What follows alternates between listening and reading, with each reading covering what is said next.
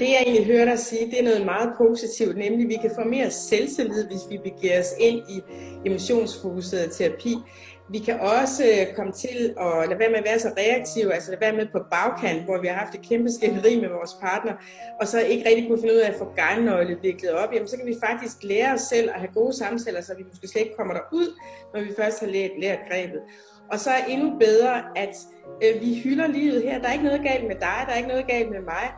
Som mange måske tror, at vil ske, når de kommer ind i en terapeuts rum. Nej, så får jeg at vide, at der er noget galt med mig, eller også så er jeg bange for, at det er mig, der får hele skylden. Skyld er ikke noget, vi arbejder med i EFT. Det handler simpelthen om at sige, at der er ikke noget galt med jer. Der er ikke noget galt med nogen af jer. Tværtimod, så ser vi på det mønster, som I har sammen. Det er det, der er noget galt med. Det er det, vi skal få en bedre fremdrift på. Du har jo været psykolog i rigtig, rigtig mange år, og er faldet over den her terapiform inden for de seneste 10 år. Hvad er det, der gør forskellen for dig? Fordi du har jo arbejdet med andre terapiformer tidligere. Ja, altså super godt, den måde du beskriver det på, kan vi lige sige. Og ja, altså, jeg har været i faget i 40 år, så jeg tror ikke, der er den parterapeutiske metode, jeg ikke kender. Og det, der gør, at jeg vælger EFT, det er, at det er en god integration af noget af det, der er så velkendt.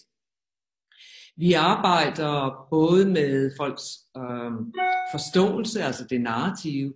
Hvad er det for tanker, vi gør os om den anden og om os selv og vores relation? Vi arbejder med vores adfærd. Hvad er det? Altså en bevidstgørelse af, hvad er det for en adfærd, som rammer min partner, og hvad er det egentlig, jeg forsøger at sige med den adfærd, som er med til, at mønstret bliver værre, at det eskalerer. Og så arbejder vi også sådan dybdepsykologisk, fordi vi hjælper partnerne med både at kigge indad i forhold til sådan den kompleksitet, der er på indersiden, som hænger sammen med de erfaringer, vi har med os fra vores opvækst, fra andre betydningsfulde relationer. Og så kigger vi på samspillet imellem jer. Hvad sker der, når du udtrykker længsler og behov? Hvordan er responsen? Jeg har et udtryk, jeg kalder TRE. Kan jeg udtrykke noget, og så opleve, at du er tilgængelig for mig, at du vil svare mig, altså respondere, at du vil engagere dig i det, jeg faktisk siger, i det, der betyder noget.